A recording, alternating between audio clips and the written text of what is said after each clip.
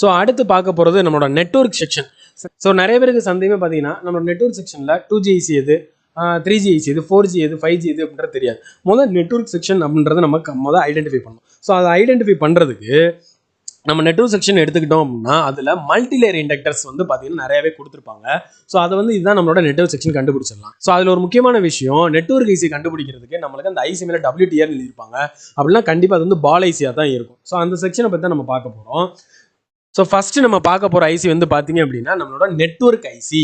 So அந்த network ஐசியோட வேலை என்ன அப்படின்னா நம்மளுக்கு நெட்வொர்க் கண்ட்ரோல் பண்ணக்கூடிய, நம்ம வரக்கூடிய சிக்னலை கண்ட்ரோல் பண்ணி அது 2G 3G 4G அப்படின்றத கொடுத்து டிரான்ஸ்மிட் ரிசீவ் பண்ணுறதுக்கான வேலை தான் நம்மளோட நெட்வொர்க் ஐசி பார்க்குது. இது RF ஐசின்னு கூட சொல்லுவாங்க, இல்லை WTR ஐசின்னு கூட சொல்லுவோம் சில பேர். ஸோ குவால்காம் மதர் போர்டில் இருந்துச்சு அப்படின்னா RF ஐசியில் வந்து WTR, SDK, RFFE, QTM, SDM என்று ஸ்டார்ட் ஆகும் நேம். அதாவது இந்த நேமில் ஸ்டார்ட் ஆகி உங்களுக்கு என்ன ஆகும்னா உங்களுக்கு வரும். இதை நீங்கள் கூகுள் சர்ச் மூலமாக கண்டுபிடிக்கலாம்.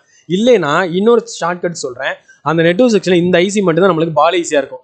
மித்த நம்மளுக்கு பவர் ஆம்பிளிஃபையர் ஐசிஸ் எல்லாமே Q1 டைப் ஐசியாக தான் இருக்கும். சரிங்களா?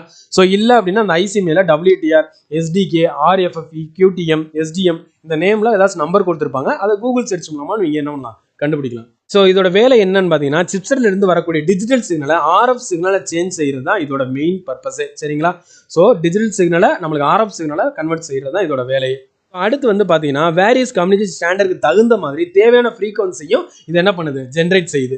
ஆண்டனாலேருந்து வரக்கூடிய இன்கமிங் சிக்னலை ப்ராசஸ் பண்ணி சிப்செட்டுக்கு அனுப்பும். அதாவது ஆண்டனாலேருந்து வரக்கூடிய சிக்னல் 2G 3G 4Gன்றதை நம்மளுக்கு அனலைஸ் பண்ணி அதை ப்ராசஸருக்கு அனுப்பக்கூடியதும் இந்த நம்மளோட நெட்வொர்க் ஐசி தான். 2G மொபைலில் வந்து பார்த்தீங்க அப்படின்னா நம்மளோட நெட்வொர்க் ஐசி வந்து பார்த்தீங்கன்னா சிப்செட்டோட இன்டர்ஃபேஸ் பண்ணியிருப்பாங்க. நம்மளோட ப்ராசஸர் ஐசியோட என்ன பண்ணியிருப்பாங்க, இன்டர்ஃபேஸ் பண்ணியிருப்பாங்க. ஸோ ஒருவேளை அந்த ஐசி ஃபெயிலியர் அப்படின்னா நம்மளுக்கு நெட்வொர்க் கண்டிப்பாக நம்மளுக்கு கிடைக்காது. சரிங்களா? ஸோ நல்லா ஞாபகம் வச்சுக்கோங்க. RF ஐசினா WTR எழுதியிருப்பாங்க.